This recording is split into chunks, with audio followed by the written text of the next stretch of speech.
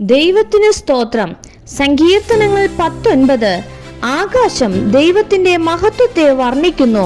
ആകാശവിധാനം അവന്റെ കൈവേലയെ പ്രസിദ്ധമാക്കുന്നു. പകൽ പകലിന് വാക്കുപൊഴിക്കുന്നു, രാത്രി രാത്രിക്ക് അറിവ് കൊടുക്കുന്നു.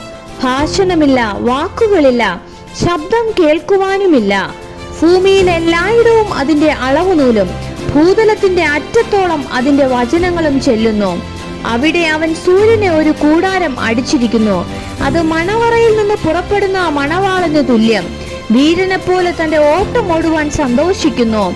ആകാശത്തിന്റെ അറ്റത്തു നിന്ന് അതിന്റെ ഉദയവും അറുതി വരെ അതിന്റെ അയനവും ആകുന്നു. അതിന്റെ ഉഷ്ണം ഏൽക്കാതെ മറഞ്ഞിരിക്കുന്നത് ഒന്നുമില്ല. യഹോവയുടെ ന്യായപ്രമാണം തികവുള്ളത്, അത് പ്രാണനെ തണുപ്പിക്കുന്നു.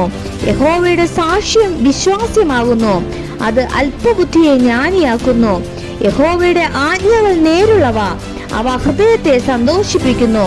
യഹോവയുടെ കൽപ്പന നിർമ്മലമായത്, അത് കണ്ണുകളെ പ്രകാശിപ്പിക്കുന്നു. യഹോവ ഭക്തി നിർമ്മലമായത്, അത് എന്നേക്കും നിലനിൽക്കുന്നു. യഹോവയുടെ വിധികൾ സത്യമായവ, അവ ഒട്ടൊഴിയാതെ നീതിയുള്ളവയാകുന്നു. അവ പൊന്നിലും വളരെ തങ്കത്തിലും ആഗ്രഹിക്കത്തക്കവ, തേനിലും തേൻകട്ടയിലും മധുരമുള്ളവ. അടിയനും അവയാൽ പ്രബോധനം ലഭിക്കുന്നു. അവയെ പ്രമാണിക്കുന്നതിനാൽ വളരെ പ്രതിഫലം ഉണ്ട്. തന്റെ തെറ്റുകളെ ഗ്രഹിക്കുന്നവൻ ആർ? മറഞ്ഞിരിക്കുന്ന തെറ്റുകളെ പോക്കി എന്നെ മോചിപ്പിക്കണമേ. സ്വമേധ പാപങ്ങളെ അകറ്റി അടിയനെ കാക്കണമേ. അവ എന്റെ മേൽ വാഴരുതേ. എന്നാൽ ഞാൻ നിഷ്കളങ്കനും മഹാപാതകരഹിതനും ആയിരിക്കും.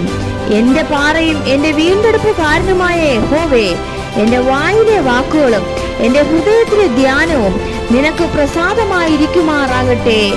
ആമേൻ.